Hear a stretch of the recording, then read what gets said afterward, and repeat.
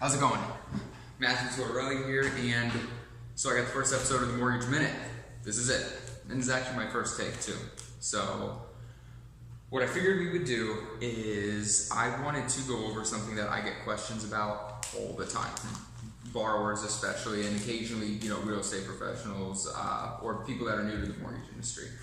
And they want to know about the escrow account. So I'd like to tell you about it. Okay, first thing, what is an escrow account? So an escrow account is simply an account that you do not manage, that you're, every month when you make your mortgage payment, if you see that there's, PITI, principal, interest, taxes, and insurance, out of your payment, the tax and insurance portion goes into your escrow account because your taxes are paid twice a year, October and April, and your homeowner's insurance is paid annually, different for everyone as far as the date goes.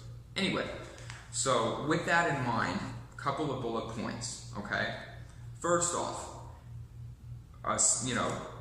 aside from, but contrary to popular belief, there are no fees included in an escrow account. We're not gonna, as a mortgage lender, I'm not gonna charge you a fee to open the account. I'm not gonna charge you a fee to keep the account open. I'm not gonna charge you, any type of fee, during the loan process or anything like that because you have an escrow account. Now you can get what's called an escrow waiver and waive your impound account. And by the way, an escrow account also be called an impound account. So you can waive your impound account.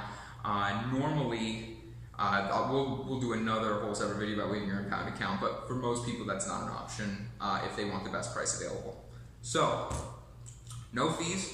It holds your tax and insurance. Taxes are paid twice a year, October and April, and your homeowner's insurance is paid annually, different for everybody.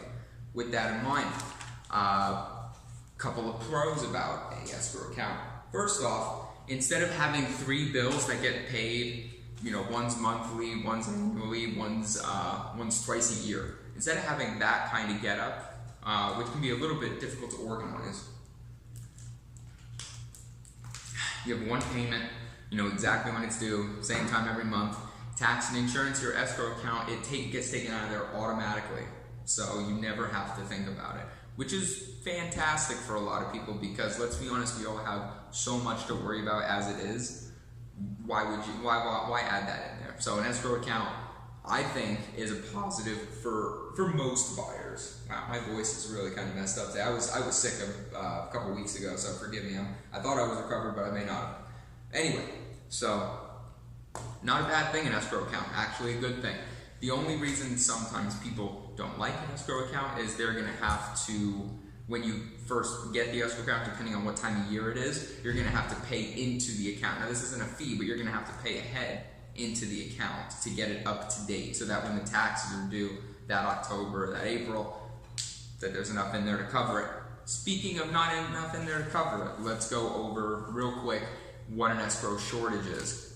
Now, an escrow shortage can be pretty scary for a lot of people because you're going to see your payment go up and you're like, oh my God, I thought I signed up for a fixed rate loan.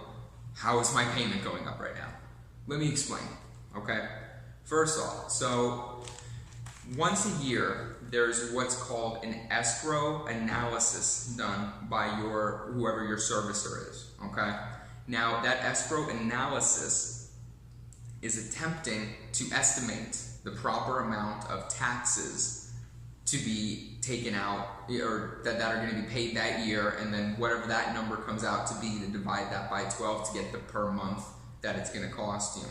Now, if that analysis is incorrect and they do the analysis and then later that year, your property gets, rechecked out by the state and it turns out that they're wrong and your taxes are a bit higher, they're going to need to raise your payment, sometimes aggressively, to make sure you have enough in that escrow account to cover you for when taxes are due. Like, you know what I'm saying? So, let me give you an example.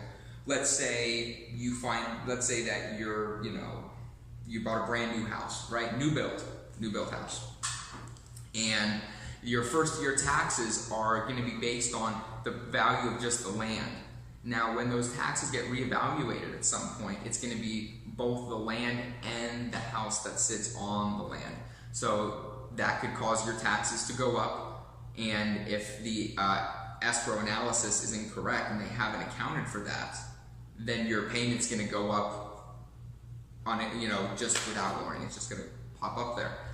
Now, that's a risk that you run. On the other end, there is also something called escrow overages. And as it sounds like, basically what happens is if the analysis is wrong in the other direction and they take out too much money and they find out the taxes are less, you get that back in the form of a check. Because again, there are no costs per se to opening an escrow account. You do have to pay into it, pay ahead, but there are no actual fees or costs or anything along those lines. So if there's ever too much money in the account, you get it back. Ever not enough money in the account, you have to pay it forward. Okay? So that's just a brief overview of an escrow account, what an escrow shortage is, what an escrow overage is. Man, what an escrow overage is. I got it that time. I'm telling you. Okay? Anyway, I hope you found this video informative. I hope you enjoyed it. Please comment below. I want to hear from you. I want to hear, did you like what I had to say? Did you not? Did you know all this already? Did you find it interesting? Let me know who you are. Are you a realtor? Are you a mortgage professional? Are you a consumer? Tell me what your thoughts were, what your point of view is on all this. And I look forward to doing another video soon. Just so you know, I haven't quite figured out how many of these a week I'm going to do, but they're pretty fun. I might do a good couple of them a week. And, expect at least 2 to 3 from me, okay? Anyway, it was fantastic getting to give you guys some cool information today. Again, comment below, like it if you think it was informative, or just like it because you like me, or whatever the case may be. Anyway, appreciate your time, and have a fantastic rest of your day.